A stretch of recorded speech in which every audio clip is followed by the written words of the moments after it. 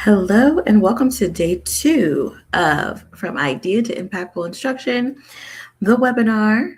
So glad to have you for day 2. We're going to jump right into all of the information. If you have any questions as you enter the room, please be sure to type them in the chat. If you have any questions from day 1, I'm going to give a few minutes to allow more people to get into the room before we begin and get into our agenda for today. Please keep in mind you can always go back and replay these videos using the same link that you logged in with, and they will be available for a little bit of time. We'll probably keep them up for at least a week for you to be able to go back and review any information that we cover. All right, so we are here on day 2. We've got a lot to unpack. I'm going to be showing you guys some actual design examples, so that's going to be really exciting for you to be able to see. And I'm going to be talking about the different modalities that I use to design these courses or training content. All right. So, so in a couple minutes, we are going to go ahead and get started.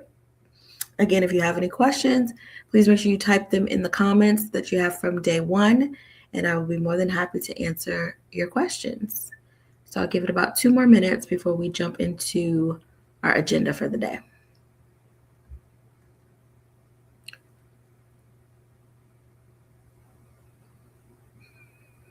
If you've had a chance to think about your course topic or what you would like to be designing in the future from this learning, also I'd love to hear that as well. So you can type it in the comments if you'd like to share.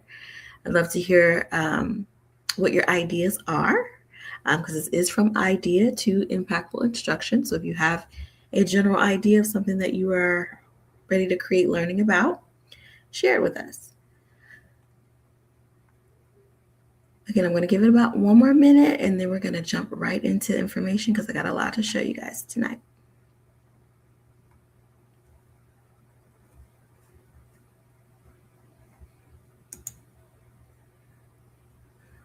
So let me go ahead and get my screen together here.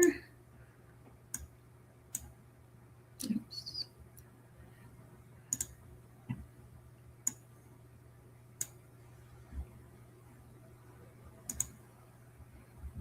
There we go. All right, so let's go ahead and jump right into our agenda for the day. Let me get rid of myself on the screen. Well, we learned this yesterday that this didn't work the way I was trying to do it. So let's start that over. Need to get rid of myself first.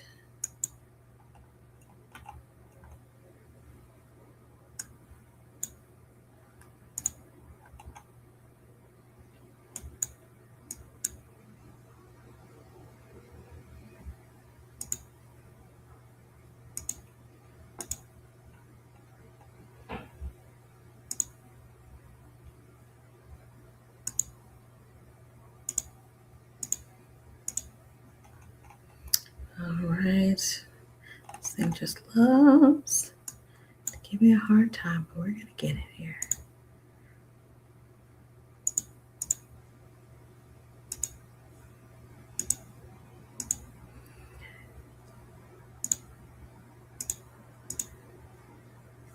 All right, I'm gonna do it in a different window.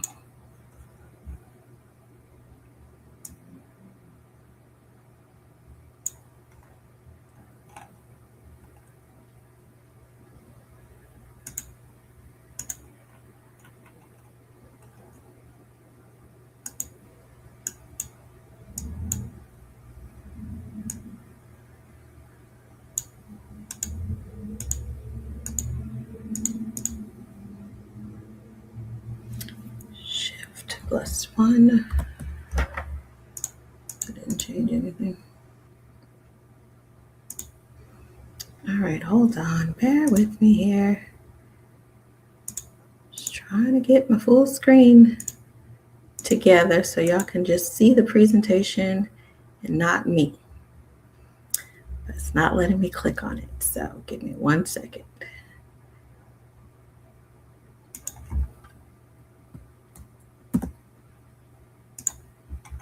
Let's see if this works.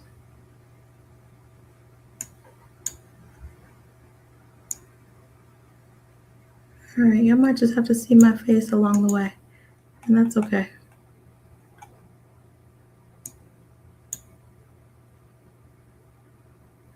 Where did my presentation go? There it is, add to stage. All right, y'all can see that and me on here we go. There we go. All right, okay, now you can see just my screen there. Sorry that took so long. But anyway, agenda for day 2. These are what we're going to talk about today. Design practices. We are actually going to get into some information about do's and don'ts when it comes to your design skills and how you are creating learning. There are a few different things that you want to pay attention to when you are designing learning, or if you are consulting with someone on designing learning, what their preferences are. If you are creating learning for yourself, what your preferences are and how you would like those to be presented. Also, we're going to talk about multimedia tools and all of the tools that you can use in order to create your learning. Course modalities, meaning the way that you are going to be presenting your course. What are going to be your delivery methods with your course? Are you going to be putting your information on YouTube? Are you going to be putting your information into Teachable or Thinkific or School?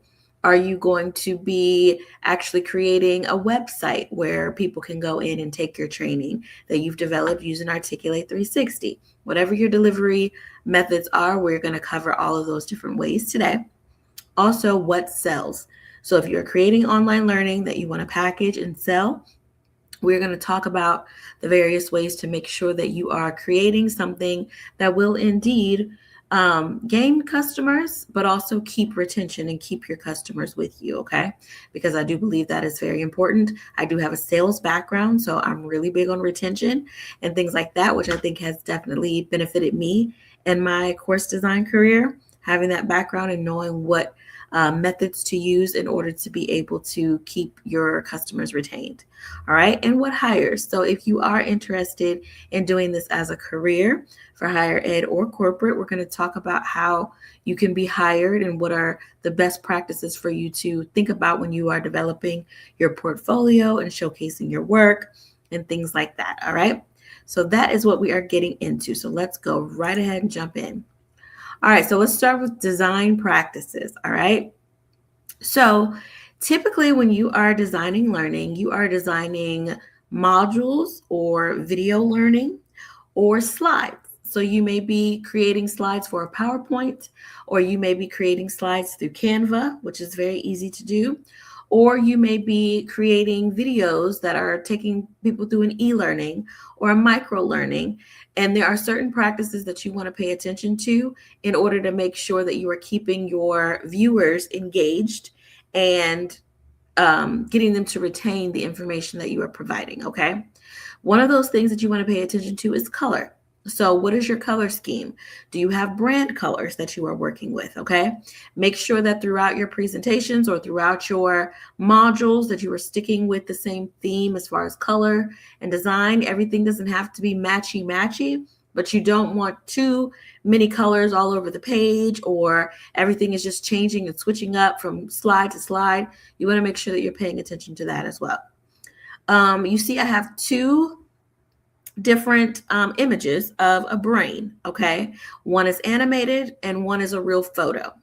You want to make sure that throughout your designs that you are sticking to either or, okay? So if you have a module that contains some e-learning content and you are presenting it through animated graphics, keep the graphics going throughout the entire duration of that particular video. Now you can switch it up throughout your course. Your entire course doesn't have to be one or the other, but in one particular chunk of learning, make sure you're sticking to either or. So if you're using an animated video, stick with animation throughout. If you're using real photos or real videos of real people, stick with that throughout the duration of the video content or the slide content. Fonts, you want to pay attention to font styles. Stick with the same fonts throughout your designs as well, all right? You're essentially branding your content. So your course will be branded around whatever you choose or decide as far as your colors, your fonts, the graphics that you are using. make sure that you are thinking about what you want your brand to be around your course. Later, when I show you some samples, you're going to see how when the modules open up, there is a brand or a specific graphic that shows up before each module that pops up. All right, so I'm sticking with that same theme throughout the entire course. All right, you also want to pay attention to those things that we talked about yesterday when we talked about accessibility. You want to decide whether or not you're going to have video content. Is it going to just be text? Is it going to be audio? Okay, so keep those things in mind. So you may have a module that is you on camera speaking to your audience and they're playing a video, or you may have a designed video where they are going through the e-learning practices by watching an educational video with a voice narration, okay? Or it may just be text. You may have a document, a PDF document, or a slide that just has text that you want your learners to read. That is fine as well. The only thing that I would recommend doing is making sure that you are giving clear instruction on what you want your learners to do. So if you want your learners to just simply read the content that is on the page, make sure you have an instruction before so that says, read this paragraph or read the next page, or below you're going to find text that you need to read in order to get to the next module, whatever that may be. Okay, so always give clear direction.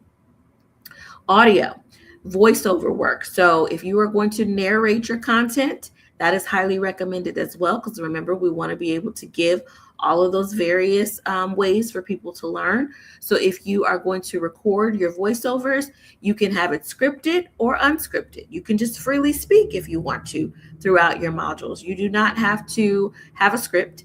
If you want a script, that will make things a little bit easier for you to get through the content and record the content, but maybe it's easier for you to just speak freely like I'm doing here today. I'm not reading off of a script. I'm just going through my slides and speaking to you freely. It's being recorded. I could simply package this up and turn it into a course if I wanted to. Okay, so you can do it that way as well. Let's talk about course delivery. Let me see what's going on in the comment section. Oh, no, you're fine. No worries at all. You're here, and that's all that matters. Welcome. All right, so course delivery methods. All right, so there's course hosting platforms like we kind of briefly touched on yesterday, like your Teachables, Thinkific. What's another one that's out there? LearnDash is one that I've been exploring a lot as far as being able to charge seats. So it's a platform that you can host and build a course in, but you are able to deliver it to where people have to purchase seats in order to have access to your course. Okay. YouTube is a huge platform that you could absolutely create a YouTube channel and put your learning on YouTube. You don't have to charge for it. It can be something that you are planning and hoping that you get a following to where you could later monetize your trainings or your e-learning videos, whatever it may be. There are people out there making lots of money by monetizing their YouTube channels, okay? So maybe you don't want it to be a course where people are purchasing an enrollment, but you have a YouTube channel that is showcasing some e-learning content that you want your viewers to be able to see. That's fine as well. Social media, TikTok. People are using TikTok, Instagram, Facebook groups, all types of things to deliver course content. We talked about chunking and drip yesterday. Facebook groups are a really good place or a really good platform where you can drip content. So you can create a Facebook group, invite people into the community, and then drip information on a weekly basis, a monthly basis, however you choose to do it. But you have a group of people who are inside your group going through that content. Can you charge for that? No, because Facebook is free. However, if you wanted to create a community that way through Facebook and just deliver your information that way, you absolutely can. Course and learning marketplaces. So we talked about school yesterday as well. School and Udemy, even Etsy. I don't know if you're familiar with Etsy, but Etsy is something where it's a handmade marketplace that's online. Courses are absolutely handmade, okay? And there are people selling courses on Etsy. You can do the same with Udemy. Udemy is a marketplace where you can upload your course and let them do all the work for you. You will set a price. There's certain price points that you can only set. The only bad thing, I won't say bad thing, but the only thing you want to watch out for with platforms like Udemy are that they control the marketplace. So they can put discounts onto your offerings whenever they choose to. A lot of times around the holidays, they may throw like a 50% off, or, if it's not selling how it should, they may throw a certain percentage off on your content, and you don't really have full control over that. I also think that the pricing points are capped on Udemy. Whereas if you're using a course hosting platform like Thinkific or Teachable, you can set your own price point, period. So if you want to charge $10,000 for your course, you can charge $10,000 for your course. There's no cap on it. There's also no cap on how many enrollments that you have through a course hosting platform. Okay. School could also be considered a course marketplace.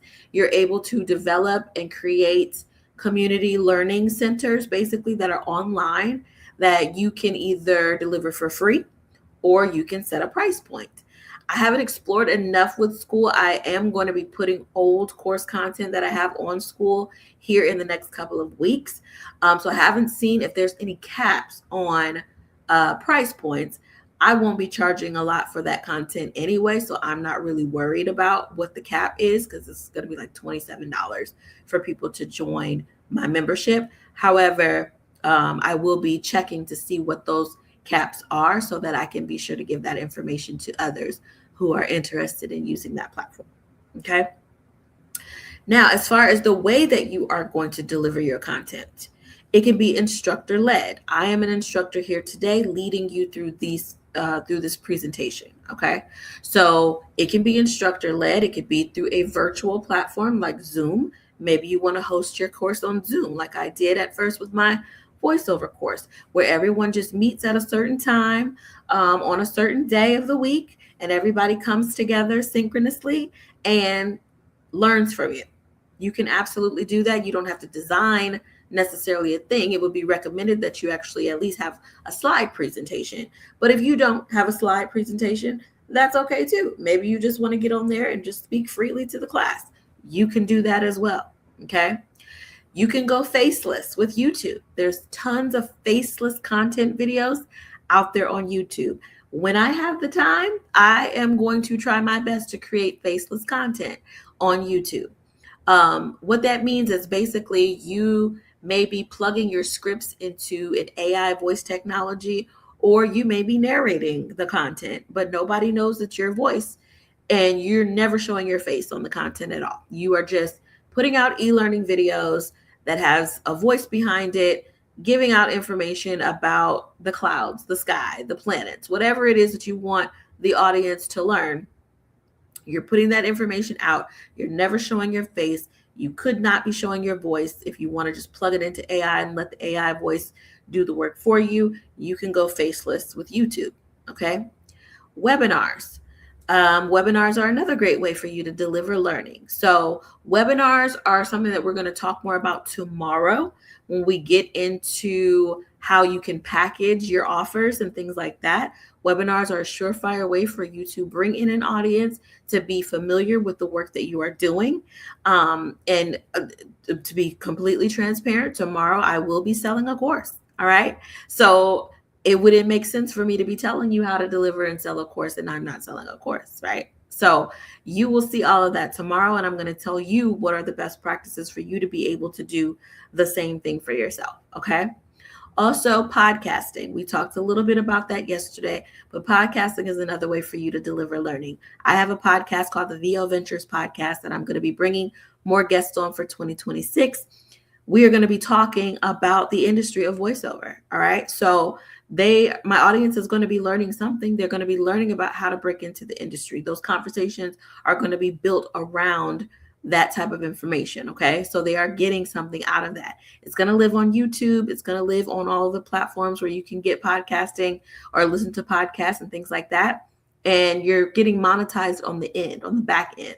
All right. So it's not something that I'm necessarily charging for, but you're getting monetized on the end. Now, if I want to put a podcast on something like school, I can do that and then say, hey, here's a membership fee of $10 a month. For $10 a month, you can get access to all of my podcast episodes. All right. So then each month I may drop one podcast episode. So next month you pay your $10, you can hear the next podcast episode. All right. So there's so many different ways that you can deliver learning. So I want you to make sure that you know that there's so many different possibilities and so many different ways that you can create online learning, sell online learning, or just simply create and tap into your creativity and design something that you're putting out to an audience. Okay. Any questions about any of those things that I just mentioned?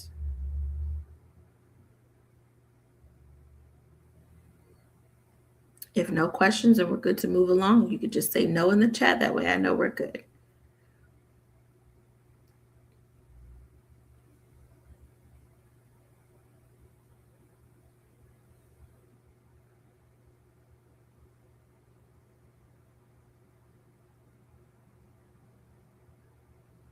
All right, cool. All right, so let's talk about multimedia. What is multimedia? The integration of various types of media, such as audio, images, video, and animation, into a single digital presentation or application, creating a more engaging and immersive experience than traditional single medium content. This is a slide that was from one of the presentations that I did at the Online Learning Consortium conference at Disney. And I was talking about multimedia for Gen Z learners. So if you are creating content that is geared towards Gen Zers, you want to make sure that you are paying attention to what Gen Zers are into. All right. So for Gen Z learners, incorporating videos, simulations, and interactive tools can significantly enhance engagement, retention, and overall learning effectiveness.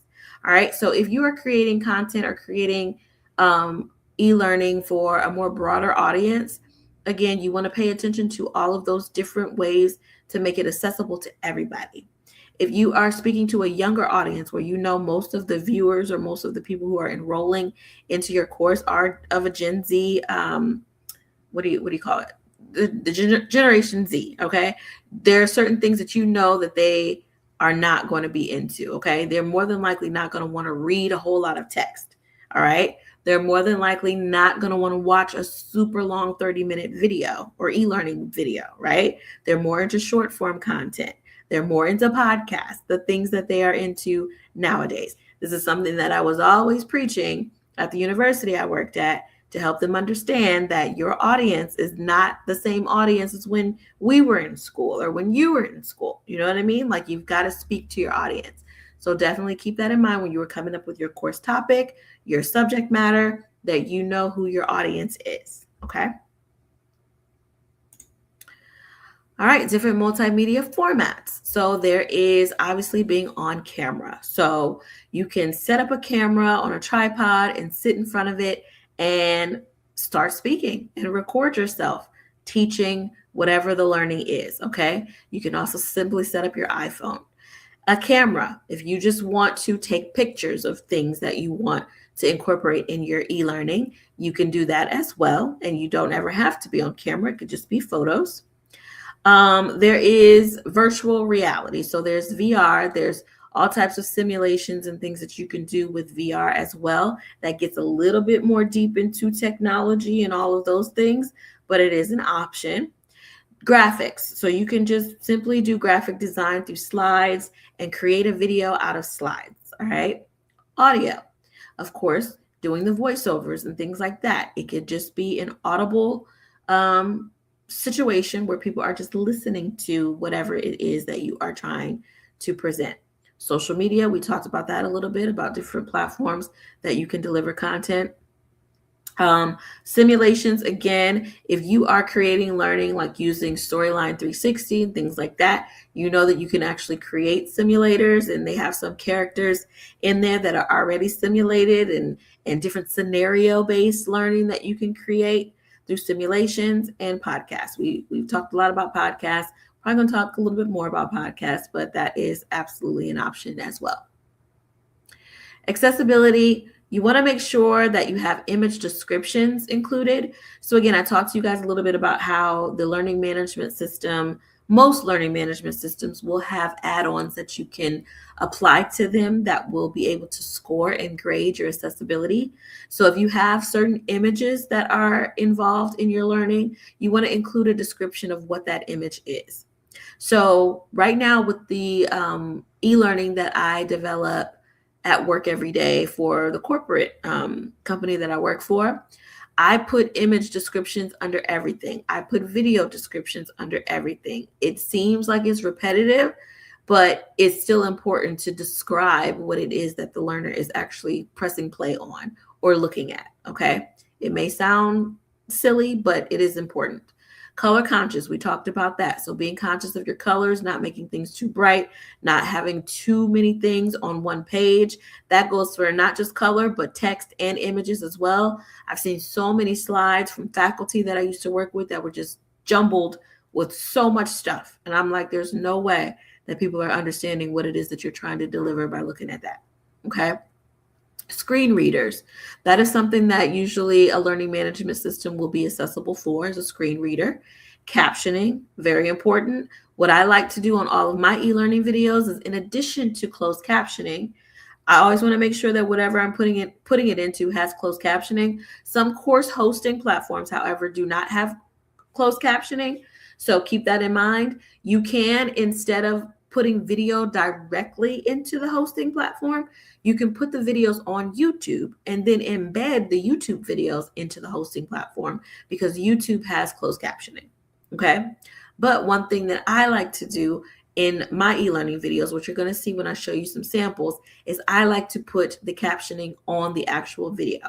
So I always have a text box that comes up that has whatever it is that I'm saying on the voiceover. You can actually see it on screen as well. Okay. I definitely do that for content that does not have closed captioning included. Audio captions and voiceover. So having a voiceover, I speak on camera a lot in a lot of my courses. However, having voiceover to explain in explainer videos or e-learning videos is a great way to go. Choose your adventure learning experience. So if someone does not want to hear your voice, give them the option to just read it. Hey, here's this or that. You can either read this PDF and move on to the next module, or you can watch this video and move on to the next module, or you can listen to this audio and move on to the next module. Okay. So allow people to kind of choose which way they want to go with their learning experience. Here are some different multimedia tools. So Adobe Premiere Pro is a video editing software through Adobe Suite. I use Adobe Premiere a lot in my editing practices.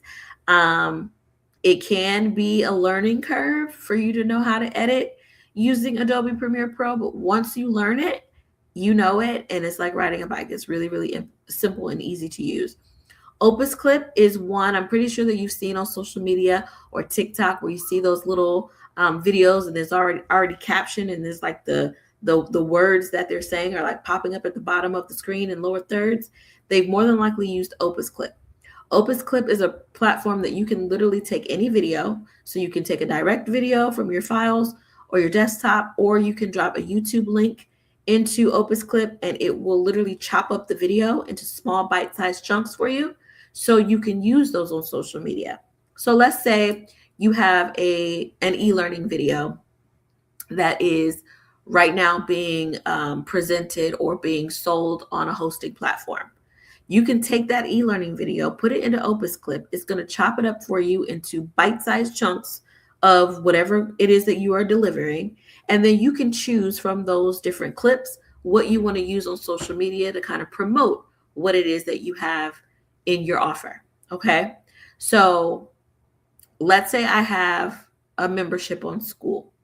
I can take one of the videos that I have in my membership, drop it into Opus Clip. It will chop it up. I will take one of those clips, put it on Instagram, put it on TikTok, and allow my audience for free to hear whatever it is that I am talking about, but then also use it as a lead magnet to say, hey, if you want more, you're welcome to join my community. Okay. So take full advantage of things like that and tools like that that can help you also promote what it is that you are packaging. Camtasia, we talked a little bit about that yesterday. It is a screen capturing platform, but so is Loom. Loom is there at the bottom. I love Loom. Loom is it's free.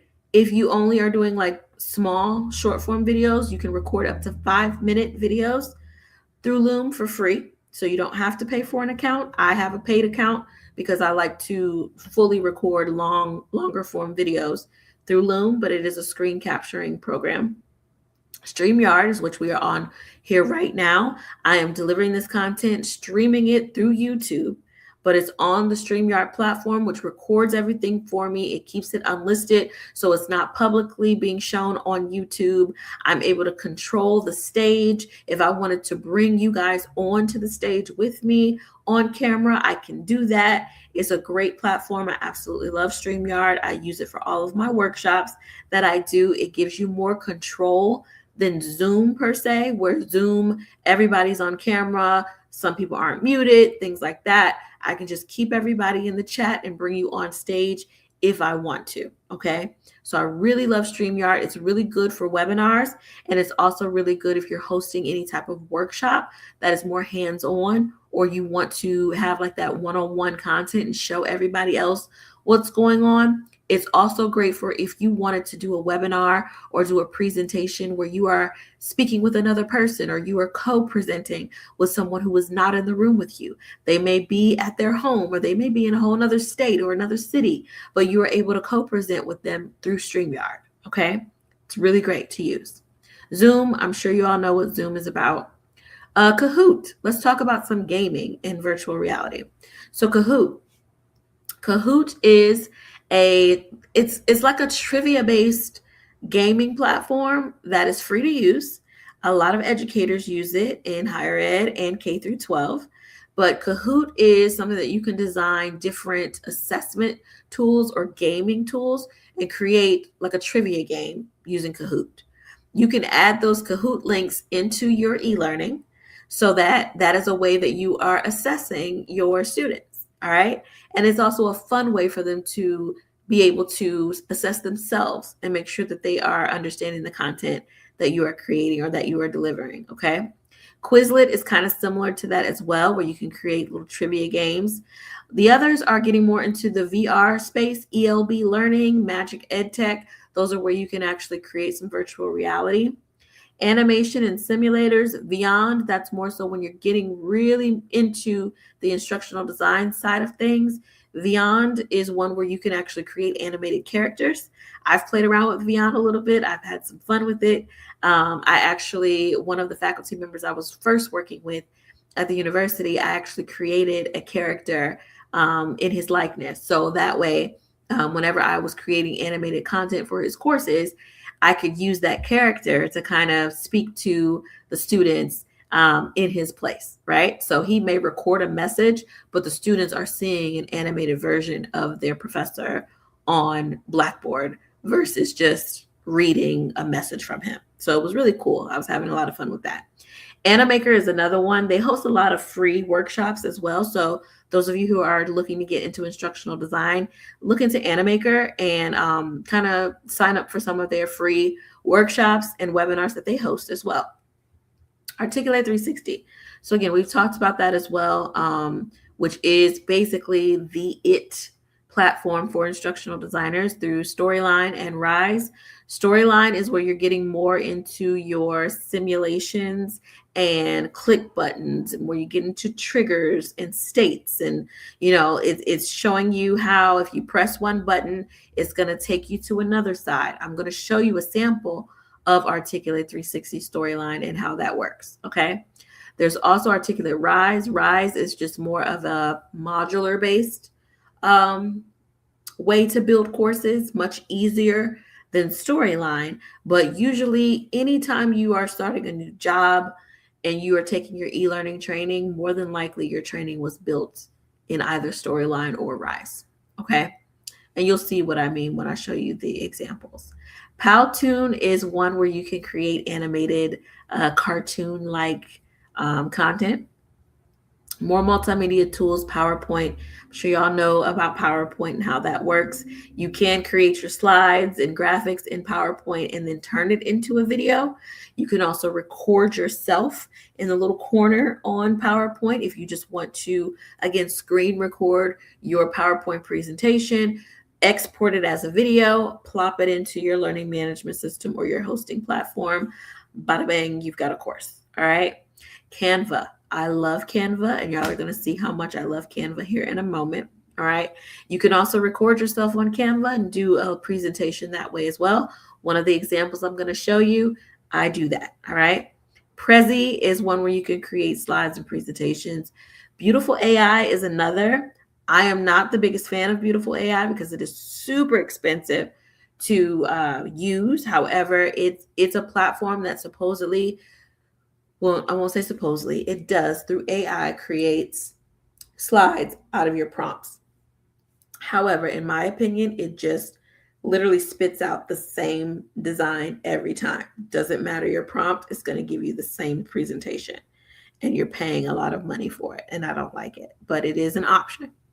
Padlet. Padlet is a really good thing that you can use, especially in the education space, if you want to give a cool, fun way for people to introduce themselves or to share something that they are working on through sticky notes and things like that. You can have them post pictures or selfies of themselves to say hello to one another. Maybe you put that in your first class module. Welcome to class. Hey, go ahead and put your Padlet in and introduce yourself to the rest of the class. That is a really good way to do that. TikTok, Instagram, Facebook, YouTube, you guys know what those things do. Adobe Audition, we're talking about audio and how you can record voiceovers. Adobe Audition is also part of the Adobe Suite. It's a little more advanced as far as your recording and editing skills and what that takes, but you can also use Audacity. Audacity is free to use. You can download that today and start working with voice recording and things like that. It's much more user-friendly. Podcastle, I'm going to show you guys what Podcastle is. It is a platform where you can record a podcast directly through the platform. It's also a good way for you to edit your voice recordings to make them sound very much of quality. And I'm going to show you an example of how that can happen using their Magic AI Dust component.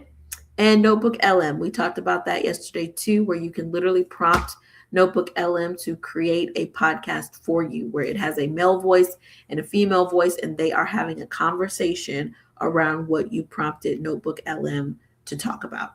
Okay. Any questions about these multimedia tools? You can type your question or just give me a no. And for anyone watching the replay, you can always, again, type your question into the chat prior to class day 3. It'll show up before class. So if you have any questions, you can always type those in before we start tomorrow. All righty. All right. So again, Audacity is free. I just talked about that. It is recommended if you are planning to do voiceovers with your e-learning content that you record with a quality microphone. Now, you do not have to go and spend thousands of dollars on a microphone just to record your voiceovers, all right? You can simply get a fine USB microphone. Price ranges from $40 to $70 on Amazon, and you can record using a fine microphone, all right? I'm going to show you how you can drop those final voice recordings into Podcastle and clean it up in case you don't have a home studio or a good space for you to be able to record. No worries. All right. I'm going to show you how you can clean that up and make things sound a lot better. All right. So this is what Podcastle, this is their logo. This is what the site looks like. When you go in, there is a way for you to enter the studio. You can have, again, local recordings going on between you and another person if you want to. It can also enable a camera, so you and the other person are on camera speaking to each other, kind of similar to StreamYard.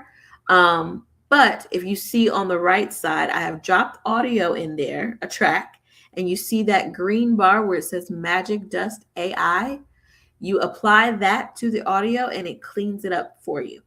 What I recommend though is that if you are going to do that, that you play it back, because sometimes, just like any AI technology, it's going to jumble things up sometimes, and you might have to hit that button again so that it does it correctly. But it does a really, really great job of taking out your background noise, taking out any clicks, taking out any of the things that don't make your audio sound great.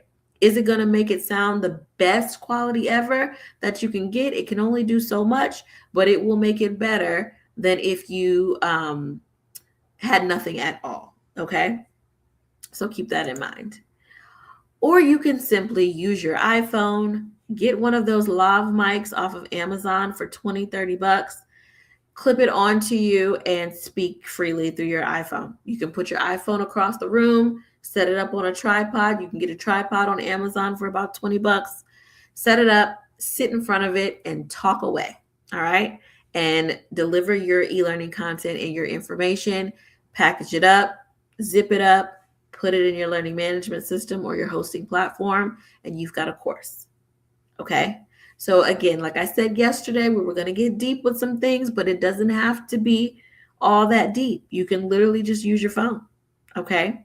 Is it going to be the best quality course? No, but it can be done. You can simply use your phone to create your content. So let's get into my fave, Canva. All right. So we're going to talk more about video design in Canva. Canva can do so many things, but creating an e-learning video in Canva is really simple and easy to do. And I absolutely love creating my content and creating my videos in Canva because it just makes life so much easier and quicker. So creating videos in Canva is remarkably easy thanks to its intuitive drag and drop interface. You can start from a pre-made video template or build from scratch by combining text, images, animation, and music. Believe it or not, it's actually easier to start from scratch than it is to use their video templates. All right. It just is. I don't know why that is, but I usually always start from just a simple presentation and I build my videos off of creating slides. And then I add animation on top, the voiceovers, all the things on top of that, and export it as a video. Bada boom, bada bang. All right. Once you are finished, your video can be downloaded or shared instantly to platforms like YouTube, social media, making Canva an ideal tool for quick, professional-looking video design. Canva's timeline editor makes it simple to trim clips, adjust timing, and add transitions, all without needing advanced editing skills. You can even record voiceovers or import your own footage directly. Yes, you can record yourself on Canva directly. You don't have to use PowerPoint. You can use Canva, and it will give you the little camera in the little bottom window. If you don't want to be on camera, you can simply click it off, and it will just record your voice. All right? Super simple and easy for you to record your learning content. Here are some advantages of video lectures. So I'm a big proponent of video content, and here are some of the advantages of using videos, okay? Modern and engaging approach to teaching, more efficient processes and memory recall. It's visually appealing and accessible anytime, anywhere, on any device, all right? So those are some of the advantages of video lectures. I always recommend that you have some sort of video content that is in your course somewhere, okay? Again, we want to have those different modalities and different ways of delivering. Make sure you're at least trying or attempting to do some sort of video content.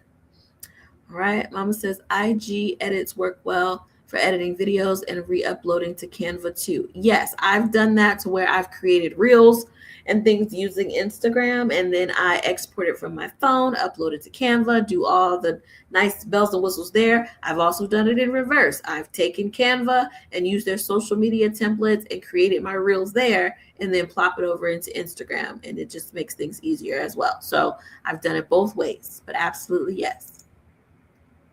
All right, so again, you can create a course using these things very simply. All right, so we've talked about the deep things like articulate and all that, which I'm going to show you more of those deep things, but Canva, PowerPoint, Loom, StreamYard, Zoom, those are really simple, surefire ways that you can record and capture your content that you need for your online course.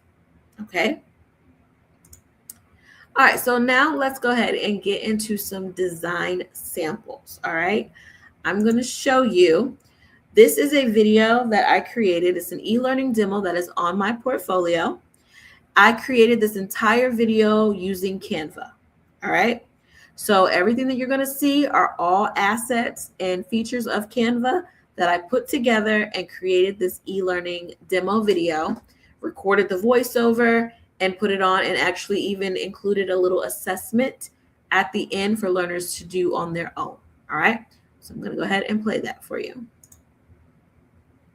Welcome to this e-learning demo on how to make matcha tea. Matcha is a unique and special type of green tea powder. Although it has gained popularity in recent years, it actually was the original method of tea consumption in Japan. Matcha has many health benefits with high levels of antioxidants and nutrients that assist in helping with glowing skin, weight loss, calming effects for the body and mind, and cognitive performance. Matcha tea is also very easy to make, as it does not require infusion, just a simple mix. Here's how to make it. Place 2 to 4 grams of matcha tea powder into a tea vessel or mug. Add milk or honey as you prefer. Pour in boiling water, stir, and enjoy. Add cream, ice, or sweetener if you choose. Let's test what you have learned with a simple knowledge check. Matcha green tea was the original method of tea consumption in what country? India, Japan, or China? If you answered Japan, you are correct. Congratulations.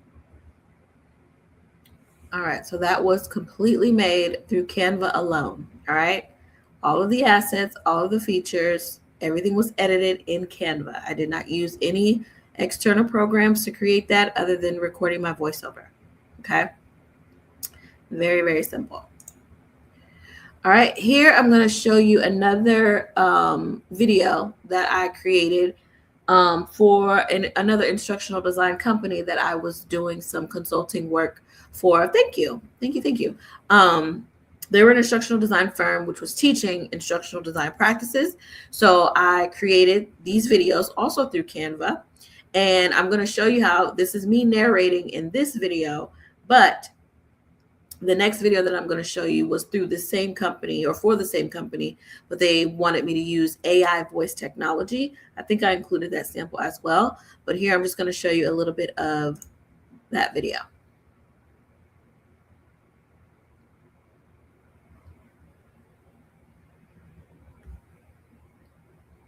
Are you tired of instructional materials that leave some of your learners behind? Do you want to make sure your content is accessible to everyone, regardless of their abilities or learning style? Then join us for this video on creating inclusive learning, how to apply accessibility principles in instructional design. We'll show you practical tips and techniques to make your instructional materials more accessible and reach more learners. Let's get started. Accessibility in learning design refers to creating instructional materials that can be accessed and used by as many people as possible, regardless of their physical, cognitive, or sensory abilities. This includes people with disabilities, but also those with different learning styles or who speak different languages. To apply accessibility in learning design, instructional designers can follow these tips. 1. Use clear and simple language. Avoid jargon or complex sentences that may be difficult for some learners to understand. Use plain language and short sentences to make the content more accessible. 2. Provide alternative formats. Some learners may have difficulty with text-based materials, so providing alternative formats, such as audio or video, can make the content more accessible. 3. Make the content easy to navigate. Use headings, subheadings, and bullet points to break up text and make it easier to scan. Provide a table of contents or index so learners can quickly find the information they need. 4. Use visuals effectively. Use images, charts, and diagrams to help convey information, but make sure they are clear and have alt text for screen readers. 5. Make sure the material is compatible with assistive technology. Ensure that the material can be accessed with assistive technologies such as screen readers, braille displays, or speech recognition software. By applying these principles of accessibility in learning design, instructional designers can ensure that their instructional materials are inclusive and reach as many learners as possible. Ben Franklin once said, "For the best return on your money, pour your purse into your head," which means that an investment in knowledge always pays the highest return. Thank you for investing in your professional development. If you haven't joined the ID community yet, we invite you to do so. Visit www.theidcommunity.com. All right, so that was an e-learning video through the Ready to ID elevate? company. All right, so again, I created that entire video via Canva. Okay. Um, Outside of the voiceover, I recorded the voiceover and applied it, but the entire video, all of the transitions, all the animation, all of that was done in Canva. All right, this one is actually a mock course that I created when I was working at the university. So one thing that is an advantage of working in both corporate and higher ed and having the skills to use technology that is mostly used in corporate prior to working in higher ed, I was able to bring some of those facets over to the university to get them to understand that we can create and develop more engaging and more streamlined learning for students. Okay. So, Articulate 360 is not typically used in the higher ed space. All right. However, me knowing what Articulate can do and what the experience is to take students and learners through an Articulate experience, I brought that over to the university and applied that to the learning designs that I did for the college. Okay. So here's an example of a video where I used three different things. All right. I created the video using Canva. All right. Me in the little corner in the circle, that is me. Or I created the presentation behind me using Canva. I recorded myself using Loom. Okay. And then I put the content into Articulate 360 Rise. Okay. So Rise is the platform that you use to build the learning, where you can see like on the side the modules and the steps and all that in your completion as you get through. I'm sure you've all seen training like that before. All right. So I use three different things: Canva for the presentation, Loom to screen record it, and then I put it into Articulate Rise. And then from there, I put the SCORM package from Articulate into Blackboard, which is the learning management system that the university used. Okay. So again, I use Canva, Loom, Articulate 360 with Rise, and put it into the learning management system in Blackboard, and then put the video on YouTube. Okay. So all of those things is what I did for this. So I'm going to go ahead and play that for you guys.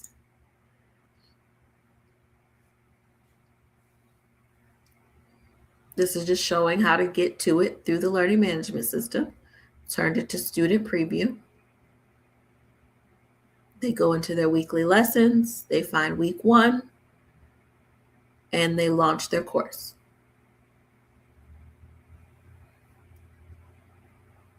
Hello, students, and welcome to Pie University. I'm Erica Porter, your instructor for this course on how to bake pumpkin pie. In this course, we're going to cover all of the necessary steps in the process to baking delicious pumpkin pie. Before we get started, make sure you check the left navigation in Blackboard, where you can find instructions on how to get started in this course, your syllabus, weekly lessons, and so much more. If at any time throughout your journey in this course you have any questions or concerns, please feel free to reach out to me directly via email or schedule a session with me during my virtual office hours. I hope that you're excited about this learning experience and that it takes your baking skills to the next level. Are you ready to get started? Great, let's begin. All right, so that was me mocking what a faculty member could do for introducing themselves to students. Hello, everyone, and welcome to class. I'm your instructor, Erica Porter, and we are going to get started on how to bake pumpkin pie. So, in today's lesson, we are going to talk about the history and origin of pumpkin pie. We're going to talk about Thanksgiving and how it became such a fall staple. And we're also going to talk about the popularity and rise of pumpkin spice.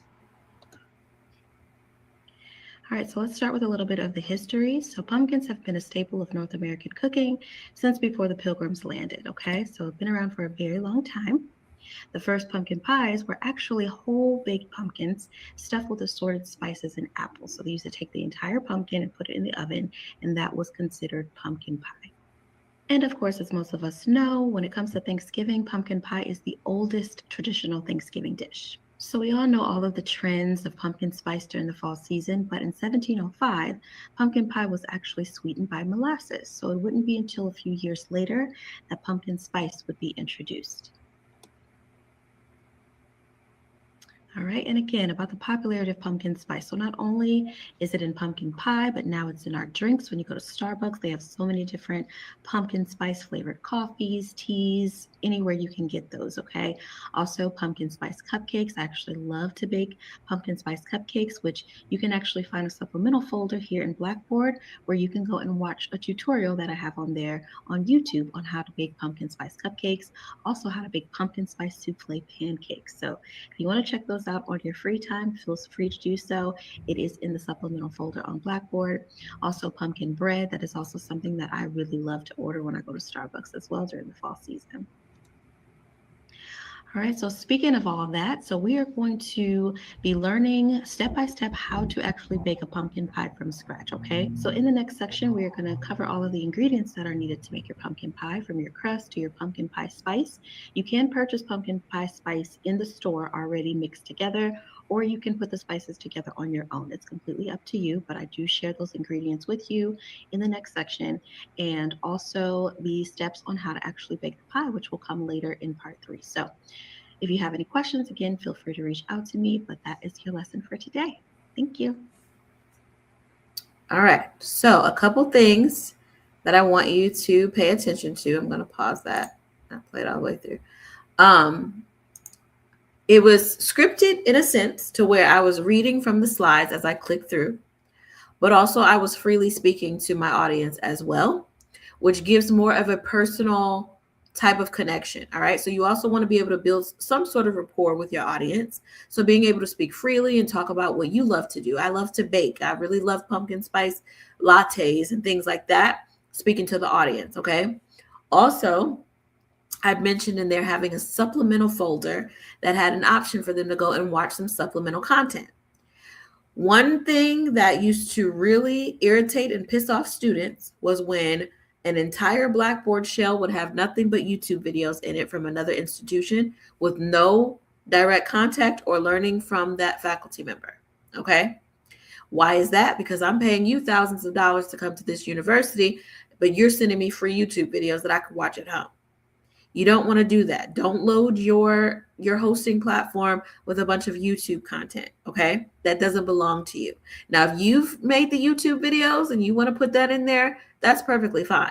But always refer to it as supplemental material, okay? There's nothing wrong with including that and saying, hey, just like yesterday, I showed you guys the YouTube video with the man and his children doing the PB&J sandwich. That was a supplemental add-on, right?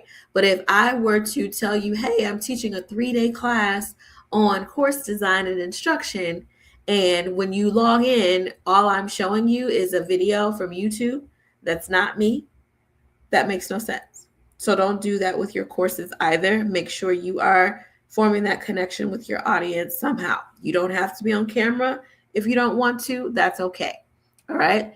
And also, you don't have to use, again, this platform. Articulate costs $1,000 a year for you to use. So by all means, if you're an instructional designer, that's another situation. If you are not an instructional designer, you do not need Articulate 360. So don't worry about that.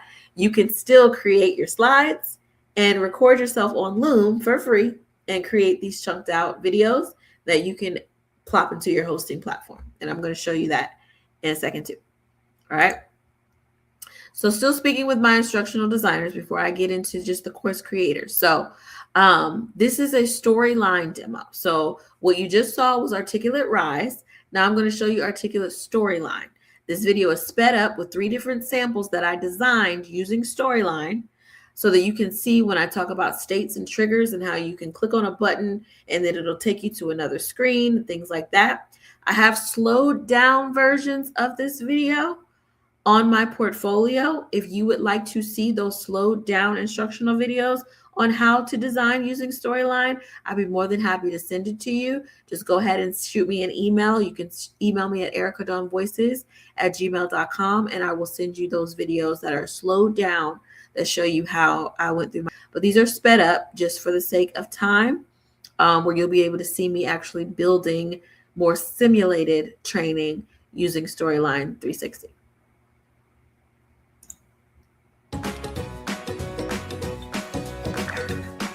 Oh, let me rewind.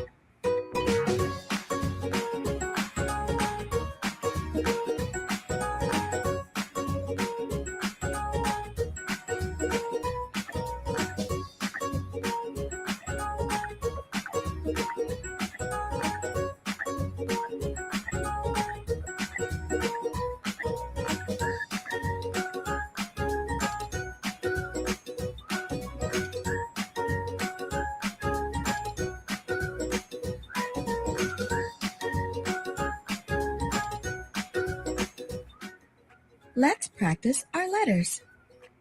Match each object with the correct letter that it begins with. Dog, apple, cat, banana, balloons, ant, donut, cupcake. You did it! Awesome job! All right, so that was an example of some children's e-learning that I developed using Storyline 360, okay? So again, you don't have to use Articulate, but that just shows you that it's just more in depth as far as your design skills that are required. If you're trying to get into instructional design, I recommend you learn Storyline. Also, I recommend you screen recording yourself actually designing something through Storyline and putting it on your portfolio. Again, it shows that you actually can do the design process versus a final project. Of course, you want a final project on your portfolio too, but if you can actually showcase yourself actually working through designing it, like I said, I have a non-sped up version of me going through the process. I'm showcasing that I can actually do the designing. Okay. So I recommend that you do that as well. All right, so here is more for if you are just wanting to create an online course.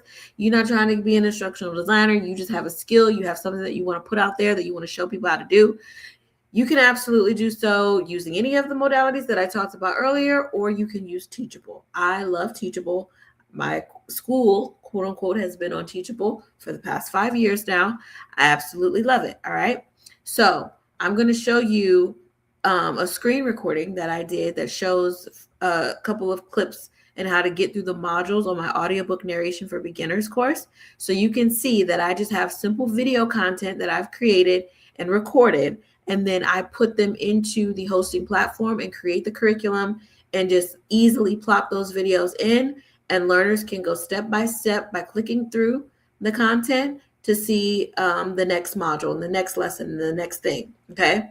You'll see how I have everything labeled accordingly. Okay. So part 1, part 2, 1.5, 1.2, 1.3. It gives you step by step of your modular content to make sure that you get through completion. Okay. So I'm going to show you that. I know I've referred to that level 2 course, but we also did a super deep dive there on breathing techniques that can assist with this. If you took that course, please refer back. If you have not, no worries. Here I have a long paragraph that I will read. I will show you the difference in my reading delivery based on my breathing. First, I will read without preserving my breath, and again by preserving. Hello, and welcome to beautiful Smyrna, Georgia, where the weather is currently 73 degrees and sunny. Here at Erica Dawn Voices, we wish you nothing less than a perfect day. So still a good read, but I was just kind of breathy with it, just letting it out, speaking as if I would normally speak or as if I'm reading something, okay? Now this time I'm going to be a little bit more controlled in my breathing while reading the copy. Hello, welcome to beautiful Smyrna, Georgia, where the weather is currently 73 degrees and sunny. Here at Erica Dawn Voices, we wish you nothing less than a perfect day. I still have all of that breath left in me from reading those sentences, okay? So that's a good way for you to practice. Try reading it and then see how much breath you have left to spare, okay? Hopefully you were able to visibly see and hear the difference in my breathing and delivery style. Take your time. Don't feel so... I'm going to pause it really quickly just so I can show you. On the side here is where you can see all of the parts. So part 2, part 3, part 4. This is taking the learner through the modules, okay? Simply, they can click through that if they want to. You can put locks on it to where they can't move past certain things if you don't want them to. But I simply record this video and put it into the hosting platform in the order that I want it to be. Now, of course, I'm on camera, okay? I recorded this, I scripted this, I edited everything. That little video clip that you saw it go back to was from another course. So I took content from another course and incorporated it in this course as well. You do not have to go that far or get that deep with things, all right?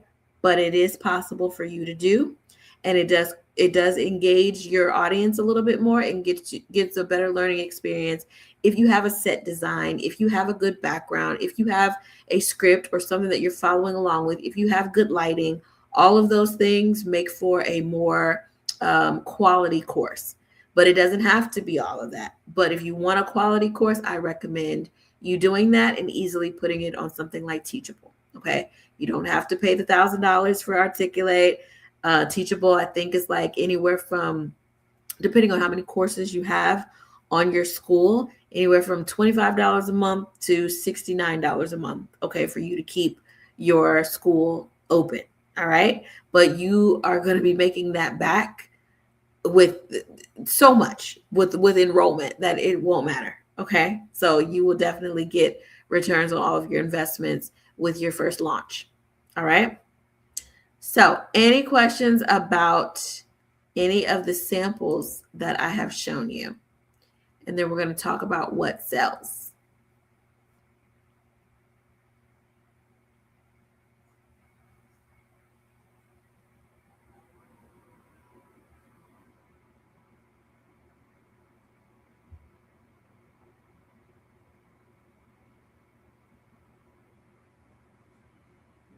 All right, no questions. All right, so let's talk about what sells. So, community. We talked a little bit about that when I talked about how you can create Facebook groups, you can create a school community. That is very important. And Mamba here, she's a part of my community that I have right now. She actually completed that course that I just showed you a sample of. She actually was enrolled in that course and completed it. So let's give a hand for Mamba. But community also sells. All right. I have been with my students for years. They are part of the community. They call me auntie. They the cousins. I'm auntie, and they my nieces and nephews. Most of them are much older than me, but still, I'm auntie. All right. I get on them. I coach them. I have not stopped coaching them. I don't let up on them. I am in that group fussing. Okay. I have a community of all of my students. Now, is everybody as participatory as they should be or that I would like them to be? No, but they are all welcome to be a part of that community. Nobody is exempt. Everyone who has enrolled in any of my courses is welcome to be a part of the community and be as active in the community as they choose to. I recommend that if you are going to sell a program, that you do that as well. Don't abandon your audience. Don't, sell a course for $12,000 and then take their money and then they never hear from you again. That's not okay, right? And I don't recommend that your first launch be $12,000 a course enrollment either. But maybe you're doing $500 for them to enroll in your course. But don't take $500 and then just skedaddle and they don't ever see you again. That's not the best thing. Yes, community also provides legitimacy. Absolutely. Word of mouth, trust sells. Yes, absolutely. Loyalty, showing that you are loyal to your students and your learners. Also, that you are there, you're always going to be there for them. Offer them certain discounts and savings. Anybody that's enrolled in any of my programs or my courses, they get special treatment because they've already invested in me. They've already invested in themselves. Why not give them perks and give them, a better way to continue along their journey and make things a little bit easier on them? Okay. Integrity. It also shows integrity. It shows that I'm not just after your money. I'm not just here to just make a coin and abandon you. All right. I'm really passionate about this and I really want you to get something out of your investment. I was just on my soapbox with my group last week or at the beginning of the year. And I said, don't forget, y'all paid to be here. Y'all paid to be in this group. Okay. So don't just ignore me and don't ignore the opportunities that I'm putting in front of you. You made this investment.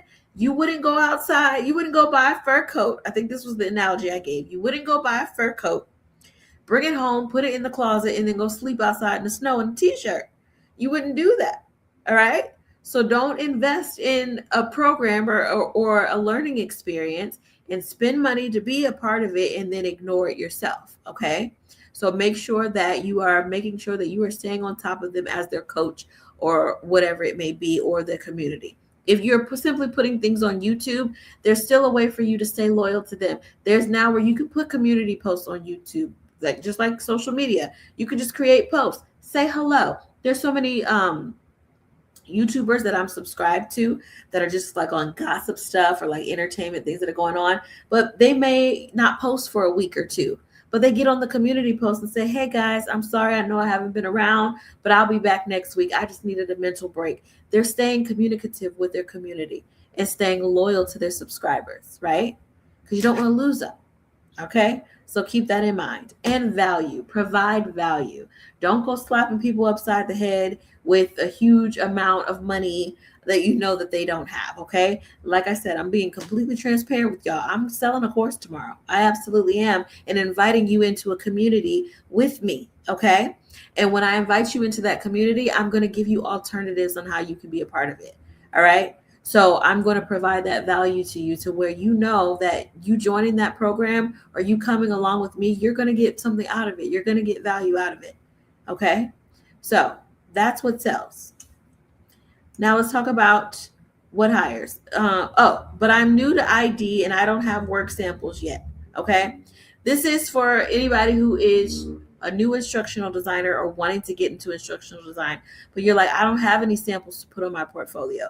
You can do exactly what I showed you earlier with recording your practice. Okay. Use Loom, use Camtasia, use Articulate 360. You can get a 30-day free trial with Articulate if you want to get it and play around with it and just record yourself designing something. Make sure you save those videos and put it on your portfolio. Your 30-day trial may have run out, but you've got those recordings that you can have forever. Okay? So do that. Okay? Get a free trial, play along with it. Once you get skilled, record yourself doing the practice and put it on your portfolio. Show the people that you know what you're doing and that you know how to design. Any company that you go work for, they're going to pay for the program. Okay? Unless you're freelancing. If you're freelancing, then you've got to pay for it and you've got to have it. But if you're going and you're working for a corporation or you're working for a higher ed institution and they want you to use Articulate 360, they're paying for it. You're not, but at least they got to see you work through it. Okay? Keep that in mind. All right? So that is all I have for y'all today. All right? So I hope that you got something out of watching the samples and seeing the different examples that are going on. If you have any questions, go ahead and type them in the chat. If not, I will let you go for the evening and we will be back here again tomorrow at 6 o'clock where we're going to talk more about those hosting platforms and how to actually get the content on them and get things sold so that you can start your program and you can start your practice. Okay? So if you don't have any questions, again, you can always email me or you can type them here on StreamYard for tomorrow's class link. So you should all have that. I'm going to drop it in the chat for you now so that you can keep it and bookmark it. We will be here. Yes, the same link that you used to get in here today is also the replay. Yep, so you can use the same link to replay. That's also for anybody who missed us today. You can go back and watch class day 1 with the same link. You can also come back and watch this. As soon as I end the stream, it's going to live on YouTube for a little while. So you'll be able to use that link to go back and rewatch everything. Okay, and then we'll be back tomorrow for class day 3. So thank you all for being here. I appreciate it. Thank you for watching, and I will see you guys tomorrow at 6 o'clock. Thanks. Bye. Appreciate you too. Thank you.